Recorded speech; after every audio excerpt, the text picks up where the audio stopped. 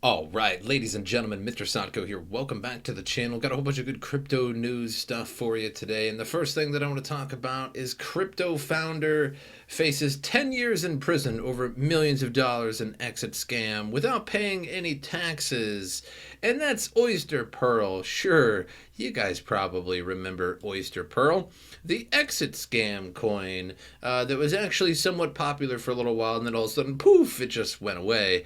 And this article from 2 years ago, this is just a Reddit post rather, but from 2 years ago, it says, "Do not buy Oyster Pearl. The smart contract has been breached. Someone from the inside, Bruno most likely, just restarted the ICO sale and bought millions of Pearl tokens and went on the market to sell them on KuCoin. Stay away, may be an exit scam." Edit, it's official, Bruno has exit scam. This is what happened when you support a project with an anonymous founder. Oyster Connect, he says. And then wait, somebody says right here, wait, did nobody read the smart contract? Read method 13, sale closed, and 18, director lock. Edit, director lock has been false the entire time. Nobody has called self-lock to prevent another ICO from being started. So basically the way that they had programmed it was that you can just basically do whatever you want with the contract after it's been produced, because they set the director lock to false, and then, well, they can just do whatever they want with it afterwards. So that was a good time. I remember Oyster Pearl. So the U.S. Department of Justice announced this week that a cryptocurrency founder was arrested Thursday and charged with a multi-million-dollar tax evasion scheme. The indictment against Amir Bruno Elmani was unsealed Thursday in Manhattan federal court. In addition, the U.S. Securities and Exchange Commission separately filed civil charges against him. The Department of Justice alleges that Elmani made millions of dollars from the sale of the cryptocurrency he called Oyster Pearl, but evaded reporting his crypto income to the Internal Revenue Service. And with Oyster Pearl, you cannot really find it. I'm sure it's possible to find the actual market cap and chart of it at one point, but it no longer exists, I think, on CoinMarketCap or CoinGecko. The Department of Justice described that his tax evasion scheme involves filing a false tax return, operating his business and owning assets through pseudonyms and shell companies, obtaining income through nominees, and dealing in gold and cash. Ooh, that gold. Elmani operated almost exclusively online under the pseudonym Bruno Block, the DOJ described, after selling the Pearl tokens in an initial coin offering that took place in September and October of 2017. And on exchanges, he announced his intention to take a founder's share of the tokens for his own personal use. Elmani owned and controlled the subsequently established company Oyster Pearl Incorporated through a shell company not associated with his true name. A statement issued by Bruno Block on June 7, 2018 states that he had to move the tokens to a different cryptocurrency wallet in order to avoid double taxing. However, the DOJ revealed that, in truth, Elmani did not report or pay tax on any of his cryptocurrency proceedings. According to the DOJ, Elmani dealt substantially in precious metals, kept gold bars in a safe on a yacht he owned, and used large amounts of cash to pay personal expenses. And the exit scam began in late October 2018 when Elmani minted new Pearl tokens for his own personal use, increasing its total supply, even though the number of Pearl tokens was purposely fixed, which is that falsity on the contract there. He immediately converted the new tokens to other types of cryptocurrencies, causing the token to be delisted by exchanges, sending the price of the token plummeting. They said Elmani carried out the exit scheme only days before the exchange he had used to cash out his Pearl tokens was set to require Know Your Customer personal identifying information from its users. The Department of Justice also revealed that Elmani falsely claimed that he only had approximately $15,000 of income from a patent design business in the tax return he filed in 2017. He did not file a return in 2018, but spent over $10 million on multiple yachts. It's so weird. I mean, I think I'd be good with one yacht. You know what I mean? Like, why would you ever need multiple yachts? I could see multiple cars or maybe even multiple houses. I guess like the yachts could be in different places across the world, and then you would just always have a yacht at your like oceanside house, I suppose. Okay, like I guess maybe I just answered my own question there. But he also spent 1.6 million at a carbon fiber composite company, hundreds of thousands at a home improvement store. Oh, you got to spend hundreds of thousands of dollars at Lowe's. I mean, if you got millions of dollars, you're gonna take some of that to Lowe's. You're gonna need, you're going to need to spruce up your new houses, and over $700,000 for the purchase of 2 homes. So now 10 years in prison. Well, he's facing 10 years in prison. Is he actually going to do 10 years in prison? Probably not, but he's definitely going to jail for a long time. So Oyster Pearl, the exit scam, has finally come to a conclusion. So moving on, Jim Cramer bought Bitcoin while off nicely from the top. So I did mention Jim Cramer briefly last episode I made, and that he had begun buying Bitcoin, but this is the official. 3 months after seemingly changing course on crypto, the outspoken host of CNBC's Mad Money is claiming he made a well-timed investment on Friday. In an interview with The Street, Jim Cramer says he purchased Bitcoin Friday morning when the price had dipped under $18,000. The Mad Money host added he was treating the crypto asset as any other investment in a diverse portfolio. I will buy, like I usually do, as something comes down, said Cramer. Well, duh. I mean, it's so simple. I'll get bigger and bigger and bigger. I just think you want to diversify into all sorts of asset classes, he says. I have gold. I'm going to diversify some into Bitcoin. Not a big position for me, but it's certainly important to be diversified, and Bitcoin is an asset, and I would want to have a balance of assets. He says, I think I'll buy some here on December in a tweet.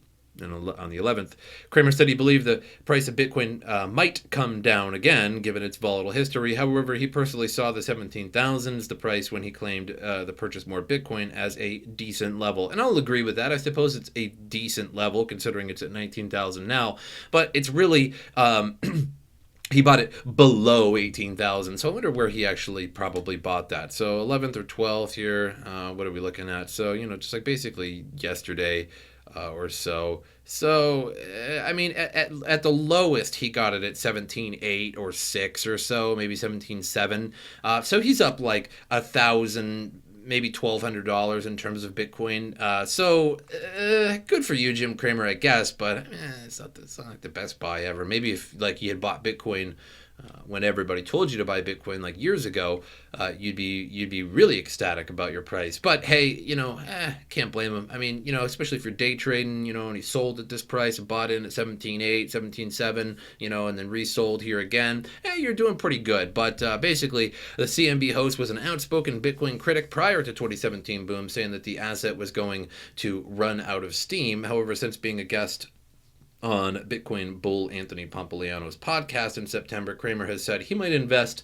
1% of his portfolio into Bitcoin. So it looks like Anthony Pompliano was a little bit successful in having Jim Cramer buy some Bitcoin. So fair enough. And with Jim Cramer buying Bitcoin, maybe he can convince others to buy some Bitcoin as well.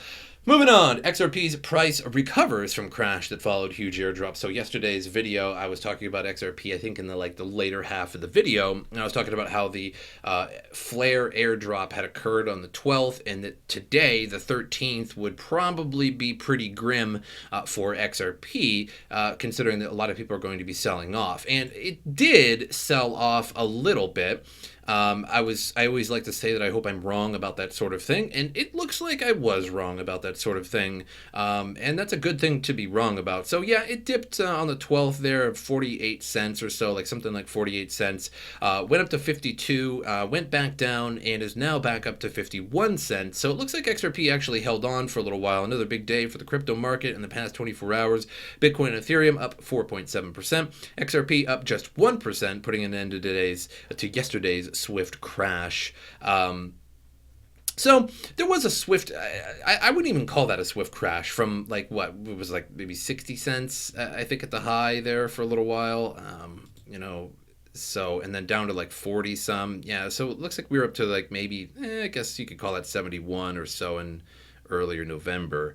But yeah, kind of on the way back down though. Like really, if you pull that chart out to the 1 month, you can see that there was that swift, it looks like there was an early announcement of flare airdrop, and that pulled it up to 61.70 cents or so there, 74 I think I see as a high, and then went back down to 48, and then as the news disseminated a little bit more, we got up to 66 cents again, and then so now just back down, and you can see that there's been quite a bit of little dips and coming back, but just always going lower. So I think I'm going to give XRP right now a real hard firm doubt face. What can my doubt face be?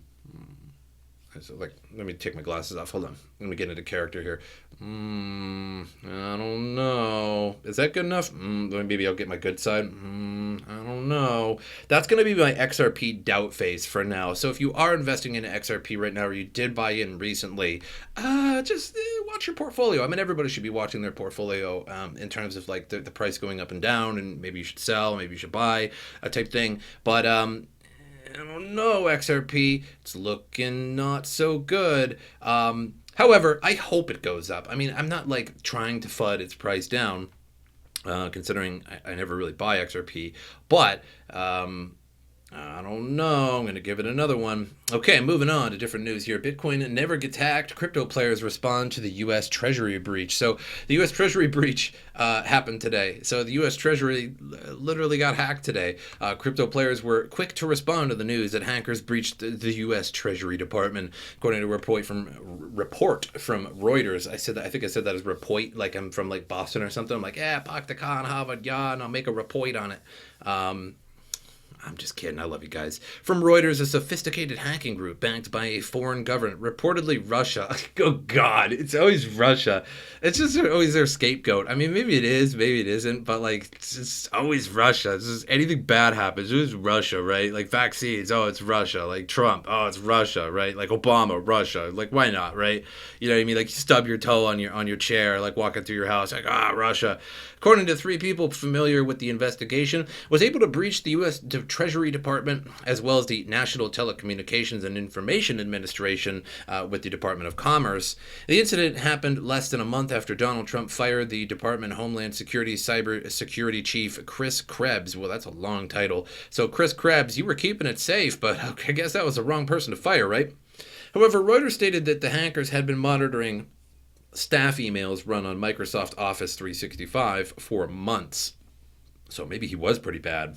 I guess, Chris Krebs, I don't know. I'll give you another chance here. Other government agencies may have also breached, but sources did not provide additional details. In response to the attack on such a powerful government agency, crypto players pointed out the advantages of Bitcoin. Bitcoin never gets hacked, said Kraken's head of department of business, Dan Helder, on Twitter.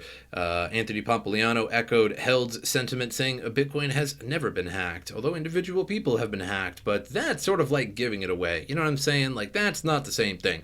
Blockfolio took aim at the NTIA's cybersecurity, implying the agency used dated algorithms for its cryptographic security. Bitcoin means trusting a SHA-256 algorithm more than the U.S. Treasury. It's unclear whether any funds have been compromised as a result of the breach. At the time of publication, the hack seems to be limited to information potentially stolen from government agencies' emails. Joke's on them, said my crypto founder and CEO Taylor Monahan. The Treasury has already been hacked by internal actors. A statement may reflect the United States government printing money in 2020 more than nearly the entirety of the country's existence. So a little play on words there. Moving on to CoinMarketCap, that's all we got for now. 19,200. So we got a nice little recovery there. $587, $588. Oh man, we're refreshing in real time on CoinMarketCap now.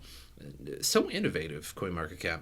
51 cent. Oh, back down to 51 cent XRP. Again, I think XRP, like, I mean, again, if you pull it out, even this last 7 days right over here, it's just going down, down, down. And we see these little recoveries for a second. And with the Flare airdrop over, you know, I really think the whole XRP price increase was just due to the Flare airdrop. And I think there's probably a resistance zone around 48 cents or so. And then once people are still trying to hold on, believing that XRP is going to go to $1 or something like that, which would be nice. But I mean, I think if it, like, you know, gets 47, 46 cents, something like that, somewhere around there, I think people are really going to start selling off pretty quick. I just don't think currently there is any reason to be holding on to XRP, as there is no hype. The hype was the Flare airdrop, and the Flare airdrop is over. So it's hard to say. Hopefully it continues to go up, because I know a lot of the viewers do hold XRP, but my doubt face, I got to give it that doubt face. But before I head out, still 2 Coinbase Earn programs, Compound and Band, are going to be in the description below. And the comments below. There's only 2 signups each, so if you have not done it and you have not gotten your free crypto, I think the banned one is worth less than the compound one. The compound one, I think you can make up to something like $59 on, so it's like it's actually kind of lucrative. The banned one also somewhat lucrative as well, and it's free, right? It's Coinbase. You just click on it and then you do 3 mind-boggling, like you could be drooling, you could be on Thorazine and complete this. Why? Well, because if you get it wrong, it literally just allows you to try again and then gives you it. So I think they just legally basically have to test you. So again, you could do the Thorazine test with this. Just click the links. Click the links if you have a Coinbase account and you haven't done it. Free money. And then just convert it to whatever you want. It doesn't have to be compound or banned, guys. Come on, two signups for each one left. But that's all I have for you guys. Make sure you like and subscribe to the channel. Share the video. Helps me out a lot. My social media in the description below. Follow me on those when you get the opportunity to do so. As usual, and I'll see you guys next time.